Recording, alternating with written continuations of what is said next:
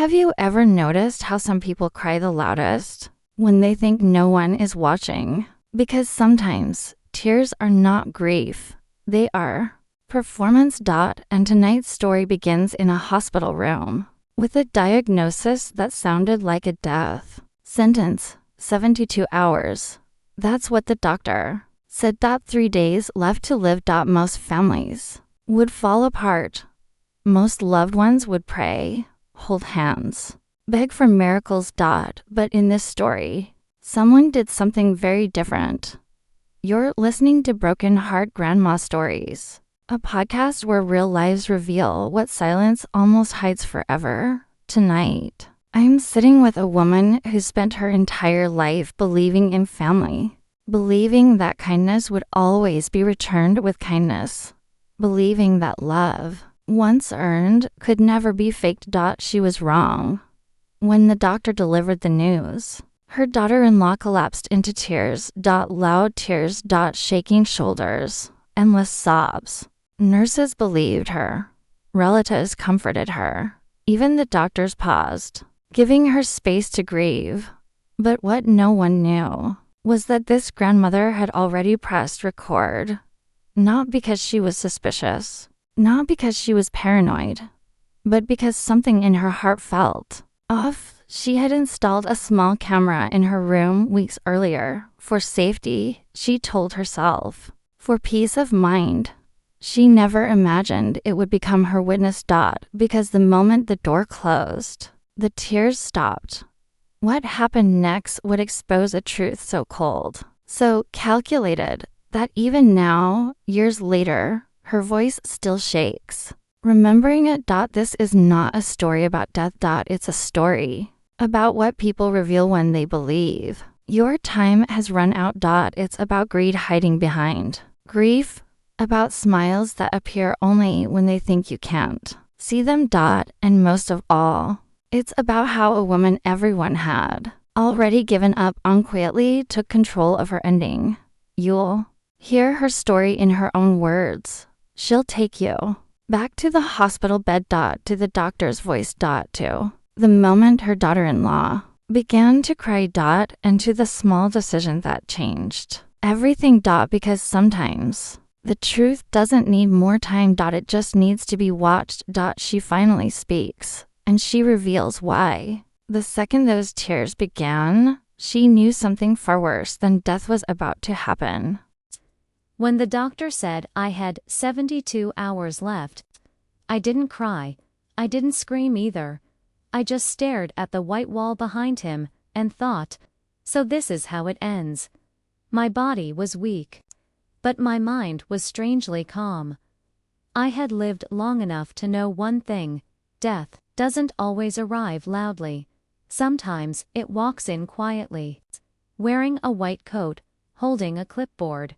The doctor explained things gently, words like complications, high risk, limited time. I nodded as if I understood, but my ears were ringing too loudly to hear much else. Then I felt hands on mine. My daughter-in-law, she dropped into the chair beside my bed and started crying, the kind of cry that demands attention. Her shoulders shook. Her breath came in dramatic gasps. She kept saying my name over and over again, as if repeating it made her sound sincere. Oh, Mom. No, this can't be happening. People rushed in. A nurse handed her tissues. Another nurse rubbed her back. I remember thinking, she's never touched me like that before, not once in all the years I knew her. But there she was, weeping louder than anyone else in the room. My son stood frozen near the door.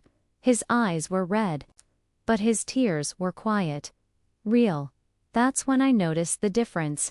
Real grief doesn't perform, it collapses inward. What she was doing felt like a show. The doctor eventually left. The nurses followed. The room grew silent.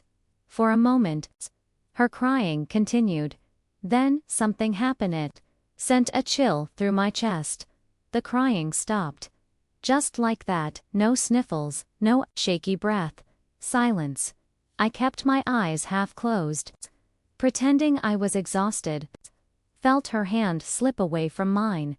Then I heard a sound I will never forget. A sigh. Not a sad one. A relieved one. She stood up.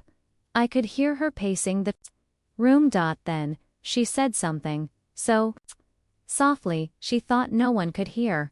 Well, finally, my heart started pounding. I wanted to open my eyes. I wanted to ask her what she meant, but something deep inside me said, "Don't move." So I stayed still. She walked closer to my bed. I felt her presence above me. And then she smiled. I could hear it in her voice when she spoke again. I didn't think it would be this fast. That was the moment I knew my instincts had been right all along. Weeks earlier, I had installed a small hidden camera in the room. Not because of her, at least. That's what I told myself. I told myself it was for safety, for proof. In case something happened to me. I never imagined it would capture this. Standing there, thinking I was dying, thinking I was alone. I realized something terrifying. She believed the countdown had already begun, and she was no longer pretending. I kept my breathing slow, shallow. I let her think I was fading, because sometimes the most dangerous thing you can do is let people believe you're powerless. I'll tell you what she did next. The phone call she made while she thought I was dying. And why hearing the words "I'll take care of it tonight" made me realize this was never just about my health. I stayed very still after she spoke. I kept my eyes closed. My breathing shallow, just enough to convince her thought I was drifting further away. Inside, my heart was racing so loudly, I was afraid she might hear it. She stepped away from my bed and picked up her phone. I heard the soft click of the screen unlocking. She didn't whisper at first. She spoke normally. "Yeah," she said. "It finally happened." There was a pause. Then she turned her back to me and lowered her voice. "The doctor gave her 3 days. Maybe less." I felt my stomach twist. Who was she telling this to? Why did she sound relieved? She paced slowly across the room, as if she were planning something instead of grieving. "I told you it wouldn't take long," she continued. "She's weak. She won't last." Another pause. Then she laughed. Not loudly, just a small, breathy laugh, that the kind people make when things are going their way. "She has no idea," she said. "No one does." I remember thinking, no one does. Except me. I wanted to scream.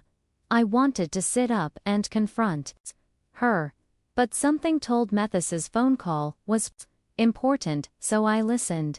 She lowered her voice even more and stepped closer to the window. "I'll take care of it tonight," she said. "There's no point waiting."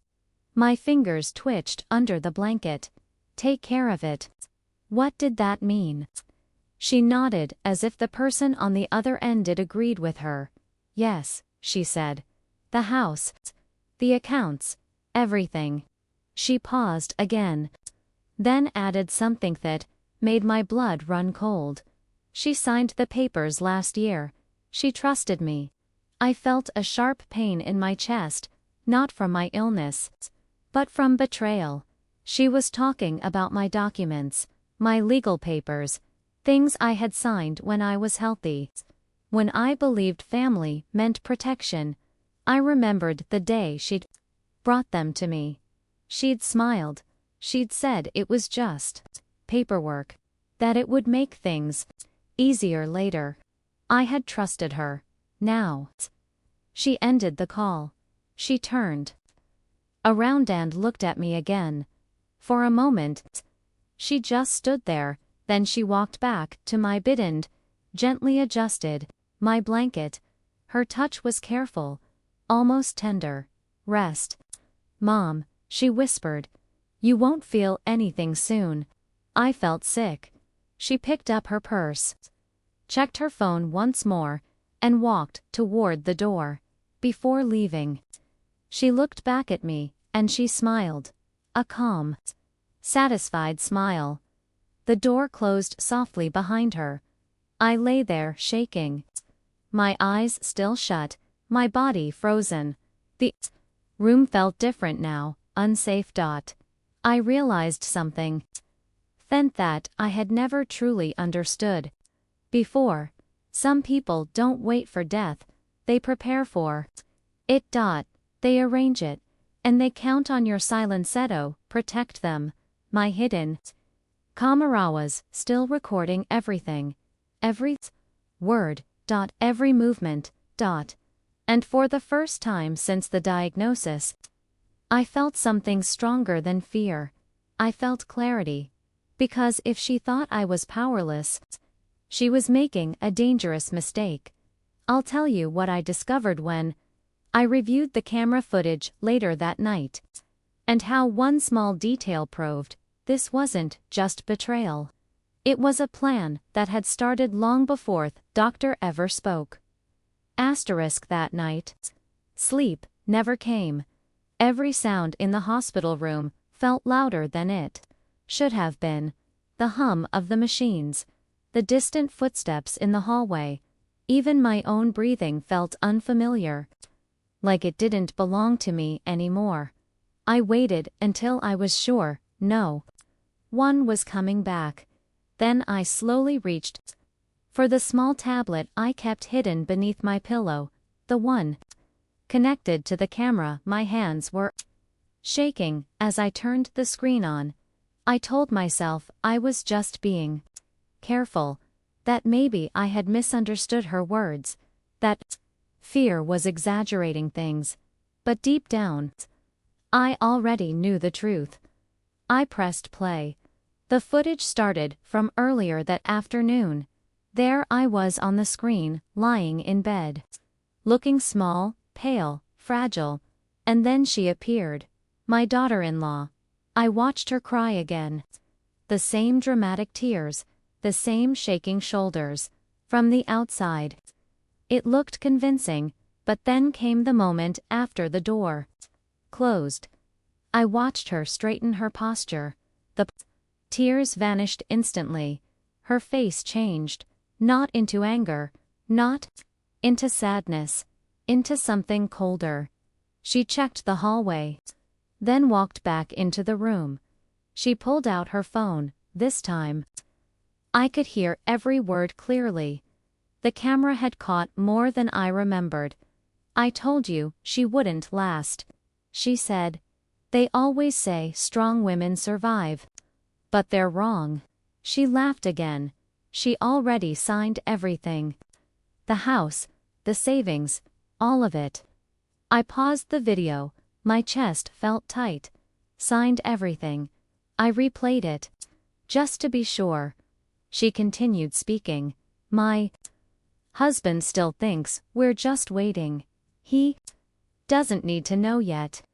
That sentence hurt the most. My son. She was lying to him, too, using his grief before it even began. I kept watching. She walked over to my bedside, to the same spot where I was lying now, and leaned close to my face. I've been patient long enough, she whispered to the camera. I deserve a better life than this. A better life. Without me. I turned the tablet off. My hands were numb. That was the moment I stopped seeing myself as a patient. I was evidence. And evidence doesn't wait quietly. I started thinking differently. After that, not like a sick woman counting hours, but like someone who needed to survive long. In auto, make sure the truth didn't die with her. I thought about the papers she mentioned, that the signatures, the trust. I remembered how she had insisted on helping me, organize things, how she had volunteered to manage my finances, how she had always been so attentive and money was involved.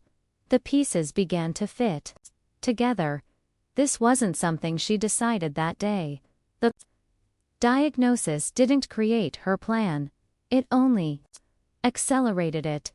I lay back on the pillow, stared at the ceiling.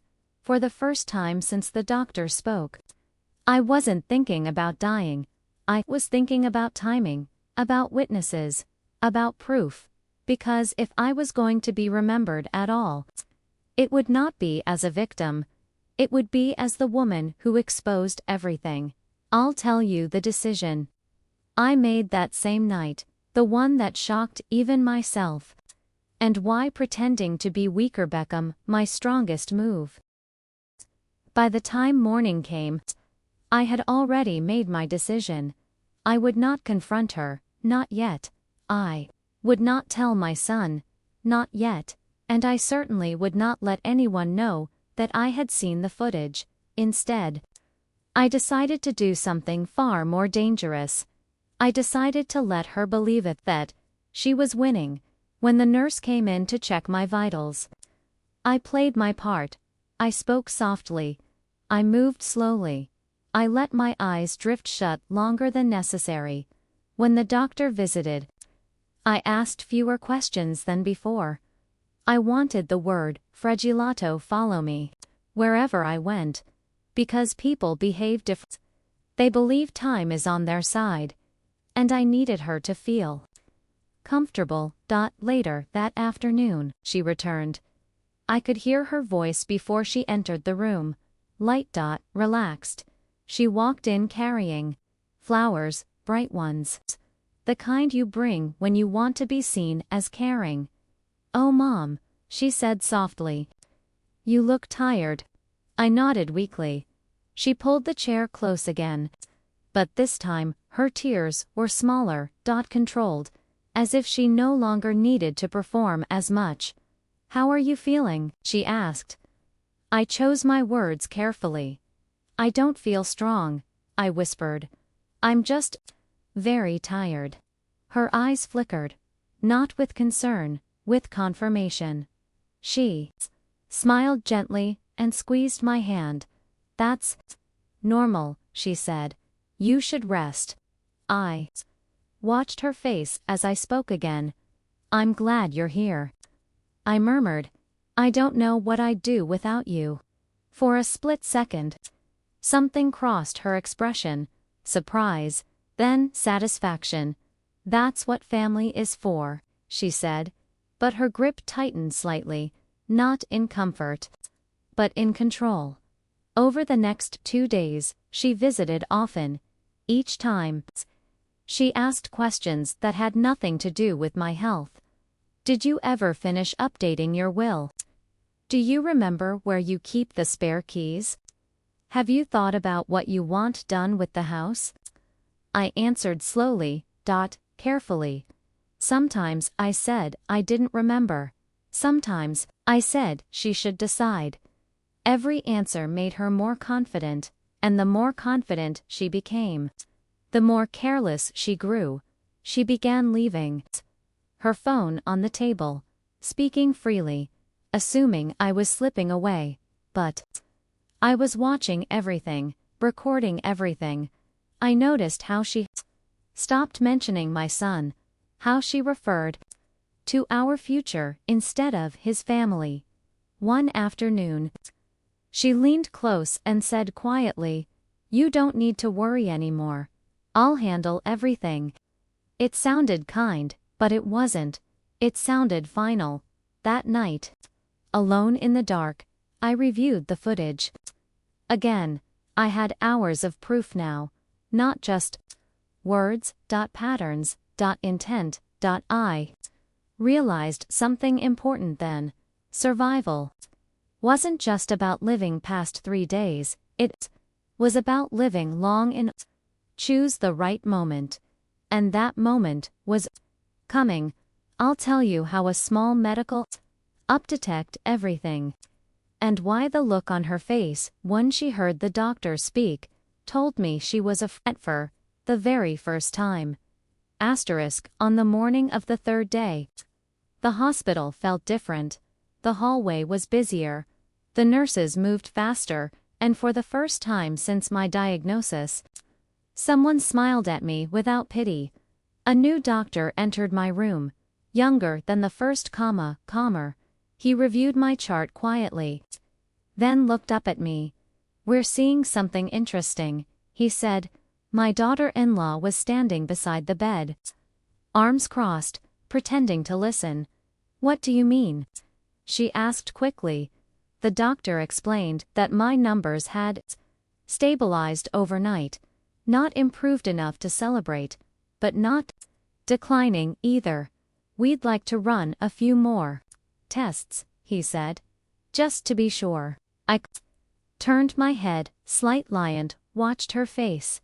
The confidence she had been wearing for days slipped. Just for a second. Her lips tightened. Her eyes narrowed. "But you said she had very little time," she replied. Her voice was sharp now. The doctor nodded calmly. "That was our initial concern. But medicine isn't always unpredictable. That word unsettled her. She forced a smile. "Well, that's good news, right?" She said it like a question, like she wasn't sure whether she was supposed to be happy. The doctor nodded. Agonand left the room. Silence followed. She didn't look at me right away. Instead, she stared at the door. Then she exhaled slowly. "That's surprising," she said. I kept my voice weak. "I guess I'm not going anywhere just yet." Her eyes flicked toward me. There it was. Fear, not concern. Not relief. Fear. She sat down harder than usual, her movements stiff. For the first time since the diagnosis, she didn't ask about papers. She didn't mention the house. Instead, she said quietly, "They can be wrong sometimes." I nodded. Yes, I whispered. "They can." She stayed only a few minutes after that. No flowers, no tears. When she left, I watched her walk down the hallway through the glass. Her phone was already in her hand. That afternoon, my son came to see me. He looked exhausted, confused. He hugged me, held my hand longer than usual. "They said you're stable," he said. "I don't understand." Neither did I, at least not medically, but emotionally. Everything made sense, because when someone is counting on your ending, your survival becomes a threat. That evening, I reviewed the camera footage again. This time, I noticed something new. Her visits were shorter, her tone sharper. And late that night, long after visiting hours, she returned. I pretended to be asleep again. She stood at the foot of my bed for a long time. Too long. She didn't touch me. Didn't speak. She just watched. As if she were trying to decide something. Then she whispered, almost to herself, "This isn't how it was supposed to go." And in that moment, I understood something clearly. The danger wasn't gone, it was changing.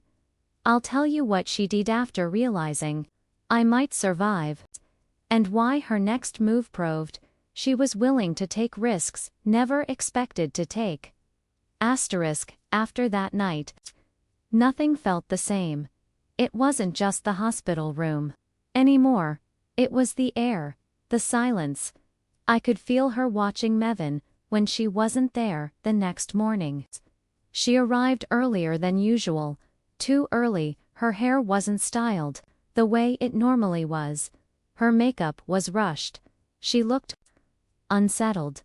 "Good morning, Mom," she said brightly. Too brightly. I opened my eyes slowly, as if waking took effort. She stood unusually close to the bed. "I spoke to the doctor," she said. "They're running more Tests. I nodded weakly. She leaned down and lowered her voice. You must be exhausted, all these machines. All this waiting. Her eyes scanned my face. As if searching for something. Fear. Confusion. Weakness. I gave her what she wanted. I don't feel very strong today. I whispered. Her shoulders relaxed. She reached into her purse and pulled out a small bottle. It's just a supplement, she said quickly.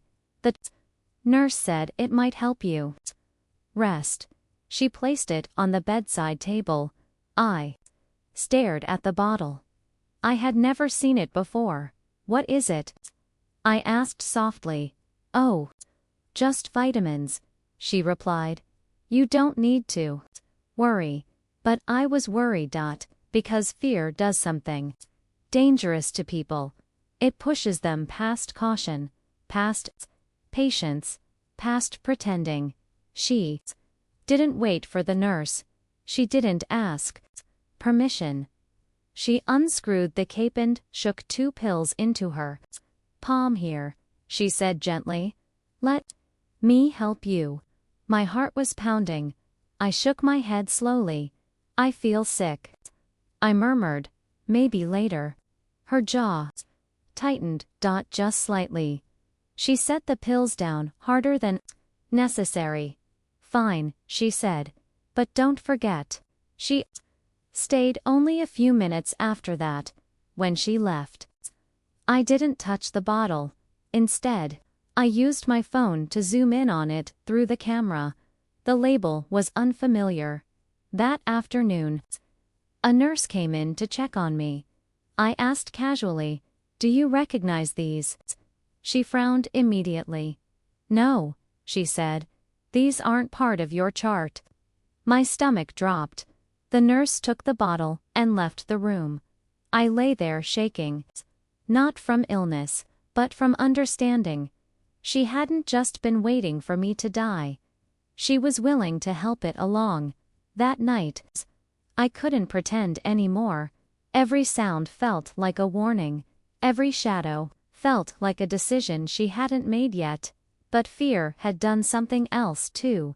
It had exposed her. And now, I wasn't just recording proof. I was running out of time. Because once someone crosses that line, they don't turn back. I'll tell you what happened. I'll tell you what happened after the nurse reported the pills. And why the hospital suddenly became the safest place for me. And the most dangerous place for her. The nurse didn't come back for a long time. At first, I thought she had simply been busy. Hospitals are always busy.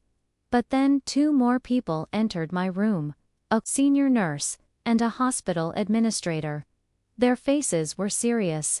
They closed the door behind them. That's when I knew something had changed. The senior nurse sat beside my bed and spoke quietly. We need to ask you a few questions, she said, about the medication someone brought you. I nodded slowly. My voice felt dry when I spoke. My daughter-in-law, I said. She gave it to me this morning. The administrator exchanged a glance with the nurse. Did you take any of it? She asked. No, I replied. I didn't feel well. That answer seemed to relieve them. The nurse reached into her pocket and pulled out the bottle. It doesn't belong to this hospital, she said. And it isn't prescribed to you. My heart sank and lifted at the same time. Sank because it confirmed my fear. Lifted because someone else finally saw it. The administrator continued. We've placed a note in your chart, she said. From now on, no one may bring you medication or supplements without approval. She paused, then added gently, that includes family. I stared at the ceiling. For the first time since the diagnosis, I felt protected, not by family, but by rules. That afternoon, my daughter-in-law returned. She smiled as usual when she entered, but the moment she saw the administrator still in the room, her expression changed. Confusion flickered across her face. "What's going on?" she asked. The administrator stood up. "We need to clarify a few things," she said calmly. "About the bottle you brought in earlier." The smile disappeared. "I was just trying to help," she replied quickly. "It's harmless." The nurse stepped forward. "We checked," she said. "It isn't." Silence fell over the room. For the first time, she looked cornered. She laughed nervously. "This is ridiculous," she said. "She's my family." The administrator nodded. "And that's exactly why we're being careful." They asked her to step outside. She didn't look at me as she left, not once. After that, everything changed. My room was moved closer to the nurses' station. Visiting hours were strictly enforced. And my daughter-in-law's visits stopped. No calls, no messages, nothing. My son came alone the next day. He looked confused, worried. Double quotes. "They said you can't have visitors without approval." He said, "Why?" I hesitated. This was the moment I had been avoiding. I told him part of the truth. Not everything. I told him someone had brought medication I wasn't supposed to have. His face went pale. "Who?" he asked. I didn't answer. Not yet. That night, alone, again. I reviewed the footage one more time, not because I needed proof, but because I needed courage. Because the next step wasn't about survival anymore, it was about exposure. And once the truth is spoken, there is no going back. "I'll tell you why I finally die," said Edo. "Tell my son everything." And how the look on his face made me realizeth damage she had done went far beyond me. I didn't plan to tell my son that morning. I woke up knowing the words were there, sitting heavy in my chest, but I kept hoping for the right moment. There is no right momento. Break your child's heart. He arrived just after breakfast. He looked tired. The kind of tired sleep can't fix. He kissed my forehead and sat beside the bed. "They won't tell me anything," he said quietly. "Everyone's acting strange." I watched his face, the same face I had kissed as a baby, the same eyes that once trusted me to keep him safe. I realized then that keeping silent wasn't protecting him anymore. It was protecting her. So, I took a breath and said his name. He looked up immediately. "There's something I need to tell you," I said. He smiled gently. "You can tell me anything." I wish that had been true. I started slowly. I told him about the doctor's diagnosis, about the tears, about how they stopped the moment the door closed. He frowned. "That doesn't sound like her," he said. I nodded. "That's what I thought too." Then I told him about the phone call, about the words, "I'll take care of it tonight." His hands tightened into fists. "That's not what she meant," he said quickly. "She wouldn't." I reached for his hand. "I have recordings," I said softly. That stopped him. I didn't show him everything, not yet, but I showed him enough. The laughter, the talk of papers, the relief in her voice. He watched the screen in silence, his face drained of color.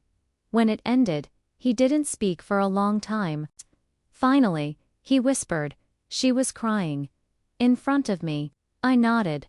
"That's why this hurts so much." He stood up, suddenly, and began pacing the room. "She helped with your finances," he said.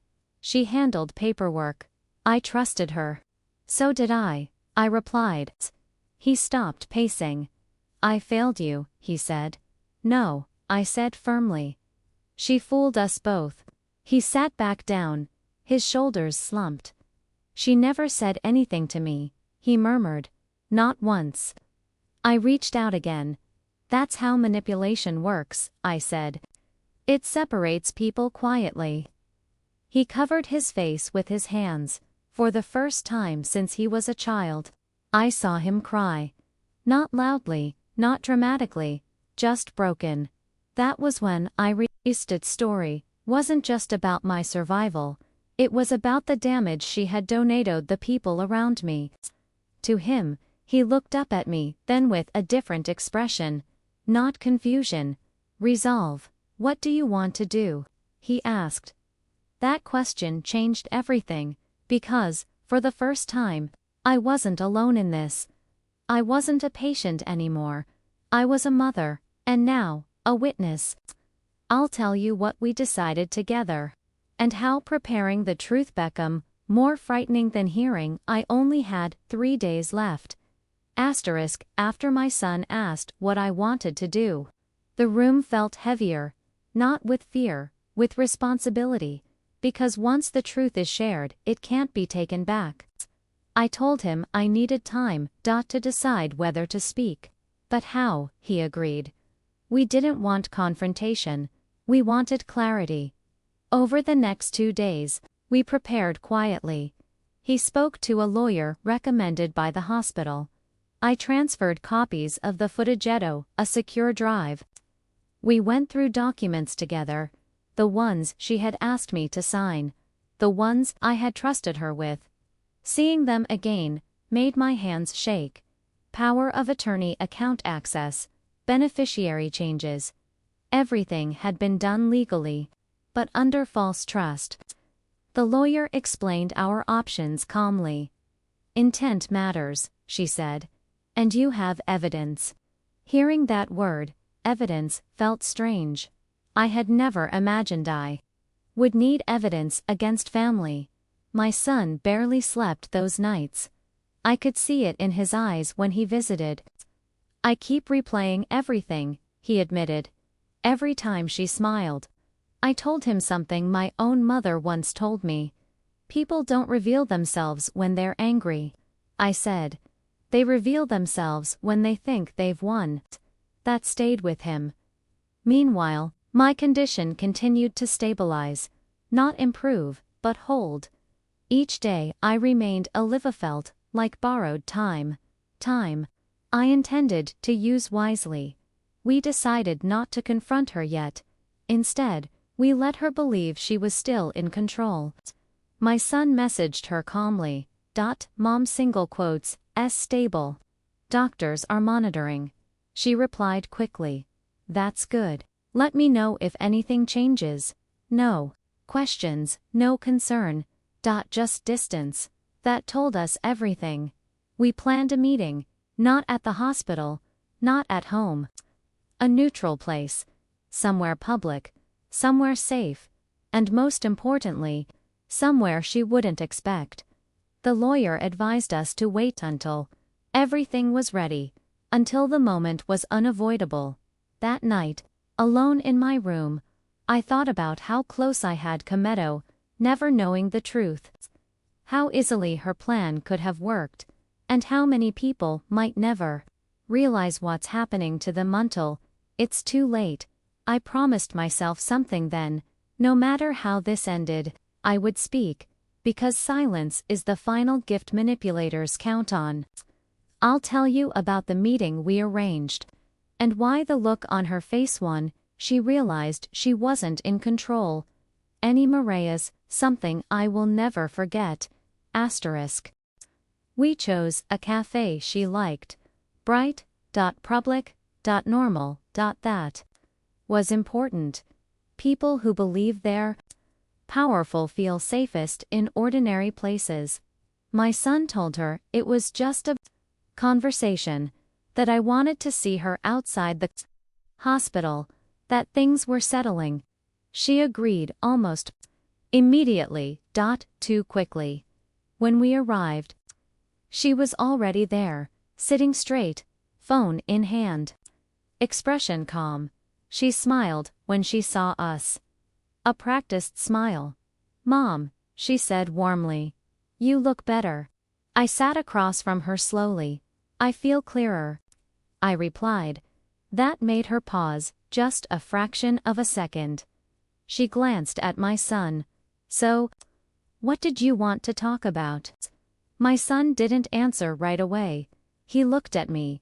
I nodded. I reached into my bag and placed the tablet on the table. Her eyes followed it. I didn't turn it on yet. Instead, I spoke.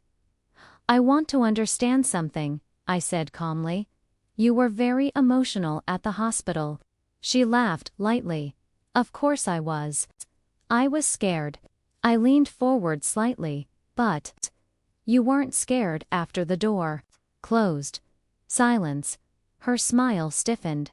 "I don't know what you mean," she said. I tapped the tablet once. "You said I wouldn't last." I continued. "You said you'd take care of it. You talked about papers." I signed. Her face drained of color. My son's jaw tightened. She looked between us. Then she laughed again, too loudly this time. "This is insane," she said. "You're confused." She's confused. I turned the tablet on. I didn't play the whole thing, just enough. Her voice filled the space between us. Clear, calm, cruel. She stared at the screen as if watching someone else. Then she whispered, "That's not what it sounds like." My son stood up. "Don't," he said quietly. "Just don't." People at nearby tables had gone quiet. She noticed. Her voice dropped. "You don't understand," she said quickly. I was under pressure. "No," I said. "You were relieved." That's when her mask finally cracked. Her eyes filled, not with tears, but with anger. "You don't know what it's like," she snapped. "Always waiting. Always helping. Always nothing in return." My son shook his head. "You planned for her death," he said. "That's not frustration. That's betrayal." She stood abruptly, knocking her chair back. "You're making a mistake," she hissed. "You need me." I stayed seated. "No," I said softly. "You needed me gone." She froze for a moment. No one spoke. Then she grabbed her bag and left. No apology, no explanation, just escape. I watched her walk away and felt something unexpected. Relief, not because it was over, but because the truth had finally left the shadows. I'll tell you what happened after she disappeared, and why the consequences she faced weren't the ones she expected, but the ones she earned. After she walked out of that cafe, the world didn't collapse the way I expected it to. There was no shouting, no police sirens, no dramatic ending. There was just silence. My son and I sat there for a long time after she left. Neither of us spoke. Sometimes, the most painful moments aren't loud ones.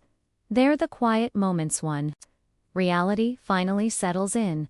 When we stood up to leave, my legs felt weak, not from illness, but from release.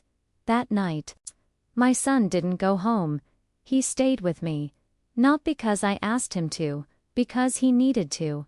He slept in the chair beside my bed, like he used to when he was a child, and I was the one who stayed awake watching over him. The next morning, he told me she hadn't come home. No messages, no explanations, just absence. Days passed, then weeks. Her name stopped appearing on my phone, on my medical updates, on family group messages.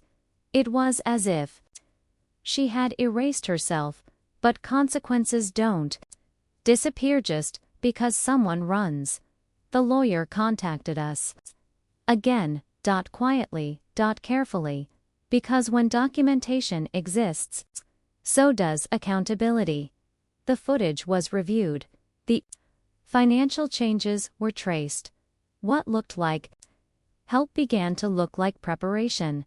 The pills, the timing, the access. Everything mattered. I wasn't looking for punishment. I was looking for protection and clarity. My son struggled during that time. He blamed himself, questioned his judgment, replayed years of moments. To spot the truth earlier, I reminded him gently. She didn't fool you because you were weak. She fooled you because you were kind. That helped a little. As for me, my condition continued to stabilize, slowly, unexpectedly. The doctors stopped counting days. They started scheduling follow-ups.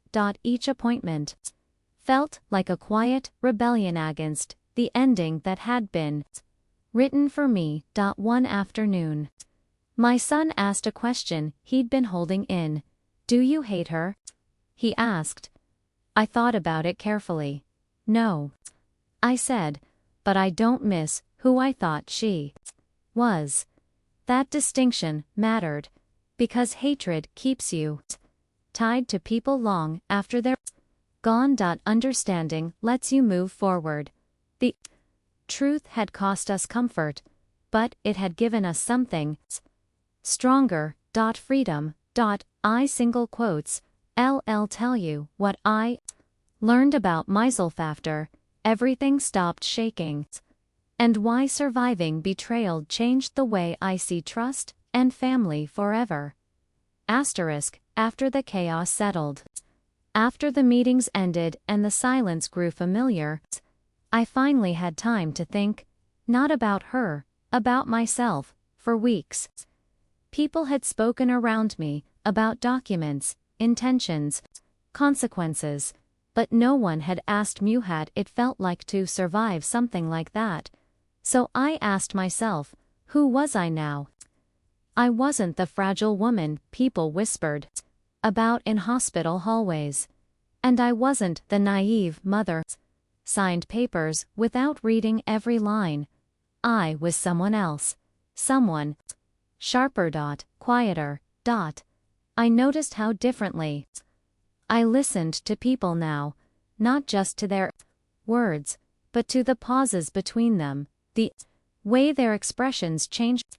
They thought no one was watching. I stopped explaining myself. I stopped apologizing for asking questions. And something surprising happened. People started answering. Honestly, my son changed too. He became more present. Less distracted. We talked more than we'd had in years, real conversations. Not updates or obligations. One evening, as we sat together watching the sun fade through the window, he said something I'll never forget. "I don't think I ever really saw you before," he said. "Not as a person. Just as my mom." I smiled. "That's okay," I replied. I didn't see myself either. Survival has a way of introducing you to yourself. I thought about all the times I had ignored my instincts, the little discomforts I brushed away, the moments I told myself I was overthinking. I realized something painful. I had been trained to doubt myself, taught that kindness meant silence, that keeping peace mattered more than keeping truth. But peace that demands your peace, it's control. I stopped chasing forgiveness, not because I was bitter, but because I understood something deeper. Forgiveness, without accountability's permission. Instead, I chose boundaries, clear ones, unapologetic ones. My health continued to improve slowly. Every checkup felt like proof that endings aren't always fixed, that sometimes life waits to see what you choose, or it decides how much time to give you. I started writing again, not letters, not complaints, but reflections, small notes about things I wished I had known earlier. Things like, trust doesn't mean blindness, love doesn't require sacrifice of self, and silence is not the same as grace. One afternoon, my son asked me if I wanted to move, start fresh somewhere new. I thought about it carefully. No. I said, I don't need to run from my life. I just needed to reclaim it. Because the hardest part of escaping danger, it's deciding what kind of life you're willing to return to. I'll tell you the one moment long after the hospital thought proved the story wasn't truly over. And why healing sometimes arrives when you least expect it. Asterisk. Months passed after everything settled. Life didn't return to what it was before, and I didn't want it to. My days became quieter, slower, doctor visits turned into routine checkups instead of emergencies. The word terminal disappeared from conversations. No one counted days anymore. I started taking morning walks again at first. They were short, just to the end of the street and back. But each step felt like a small victory.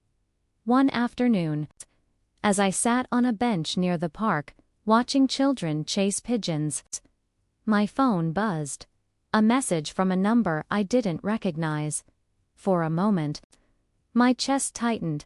Old fear has a way of waking up quickly. The message was short. I'm sorry, that was it. No name, no explanation. Just 2 words. I stared at the screen for a long time. I didn't reply. Not because I was angry, but because I didn't need to. Some apologies come to Latetto reopen doors. They arrive only to ease the person sending them. I chose not to carry that weight anymore. Instead, I saved the message, turned my phone face down. Later that week, my son told me she had reached out to him as well. Not to take responsibility, but to ask questions. Questions about finances, about documents, about whether anything could be fixed. That told me everything. Healing isn't about closure, it's about clarity. I realized then that the chapter I survey-vetted need a response. It needed an ending. One evening, I invited my son to sit with me. I handed him a folder. Inside were copies of everything, documents, notes, and one final letter. Not to her, to him. In it, I wrote about trust, about mistakes, about forgiveness that comes with boundaries. He read it quietly when he finished. His eyes were wet. I won't let this happen again, he said. I believed him, because pain, when faced honestly, doesn't repeat itself. It teaches as the seasons changed. I felt something new settle in my chest. Not fear, not anger, peace, not the fragile kind that depends on others behaving well. The solid kind that comes from knowing you will protect yourself. I didn't survive to be silent. I survived to be awake, ill. Share the final lesson this journey taught me. The one truth I wish every woman, every parent, could hear before it's too late. Asterisk, if I could sit beside the woman I was before all this happened, the one lying quietly in that hospital bed, I wouldn't warn her about doctors or documents. I would warn her about silence, because silence was the most dangerous thing in my life. I was raised to believe that being good meant being agreeable, that being strong meant enduring quietly, that love required patience, even when it hurt. No one ever told me that patience without boundaries bombs permission. For years, I ignored the small discomforts, the way conversations stopped when I entered the room, the way decisions were made for me, not with me, the way help always seemed to come with control. I told myself it was nothing, that I was imagining things, that keeping peace mattered more than asking questions. I was wrong. Peace that costs your voice and peace at all. It's surrender. What happened to me wasn't sudden, it was built slowly, through moments I dismissed, feelings I minimized, instincts I talked myself out of trusting. And that's the part I want people to understand. Betrayal doesn't arrive screaming, it arrives smiling. It arrives offering help, offering relief, offering to handle things. And if you're tired enough, lonely enough, or kind enough, you let it. Surviving changed how I see love. Love doesn't rush you to sign. Love doesn't benefit from your weakness. Love doesn't grow impatient with your survival. Love protects. Anything else is something else. I've learned to listen differently now. When something feels off, I don't explain it away. When I need clarity, I ask for it. And when I feel pressure to stay quiet, I speak louder, not angrily, clearly, because clarity is powerful. If you're listening to this, and something in your life doesn't sit right, I want you to hear this. You are not overreacting. You are not dramatic. You are not ungrateful for wanting transparency. Your instincts exist to protect you. Trust them. I didn't survive to be brave. I survived because, at the last moment, I chose awareness over comfort. And that choice changed everything.